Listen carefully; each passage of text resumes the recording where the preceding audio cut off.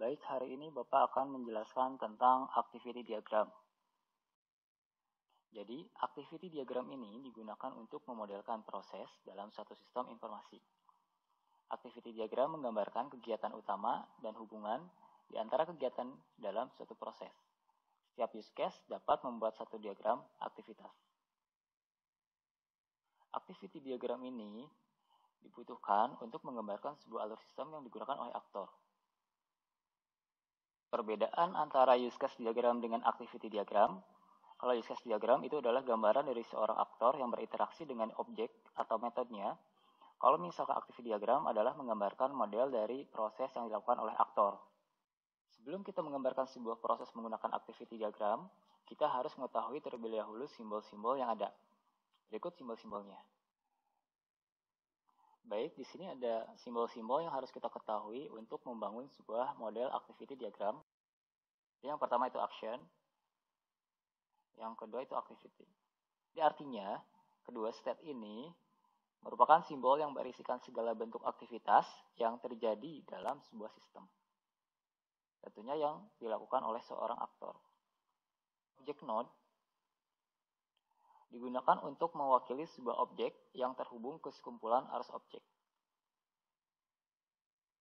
Ini nama kelasnya disimpan di sana, gitu ya. Oke.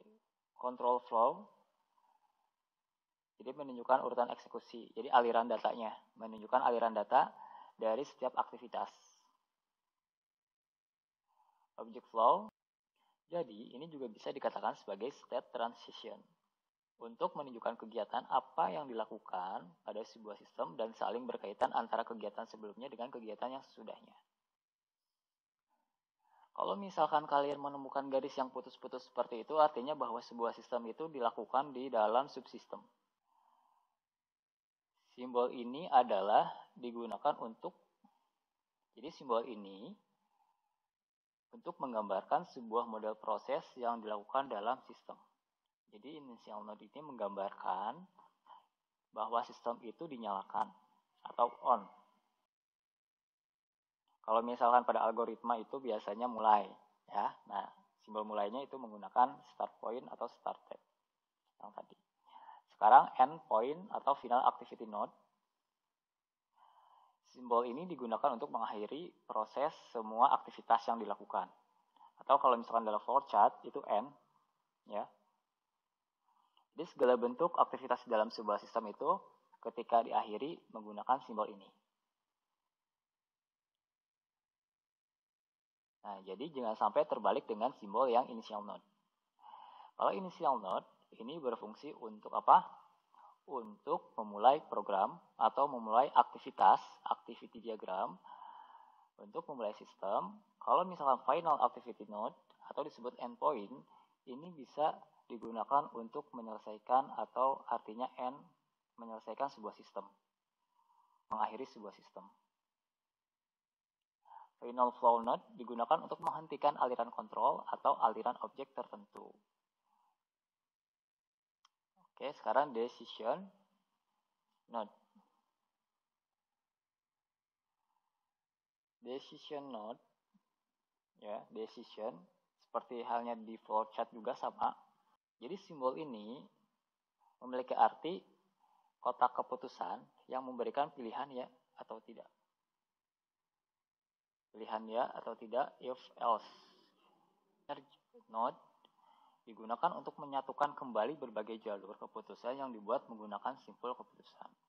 Jadi jika ada keputusan yang sama atau ada keputusan-keputusan atau state diagram yang berbeda pada prosesnya, maka digabungkan kembali ke sini melalui merge node. Nanti di merge node ini proses tersebut digabungkan kembali. Fork node.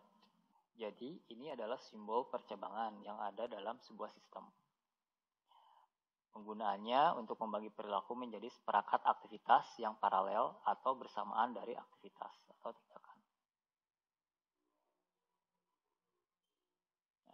Join node atau bisa disebut penggabungan. penggabungan join ya. Jadi simbol ini digunakan untuk menyatukan kembali serangkaian arus aktivitas yang paralel atau bersamaan. Swimline. Nah, swimline ini digunakan untuk memecah diagram aktivitas, di mana swimline ini memiliki beberapa blok yang disesuaikan dengan aktor.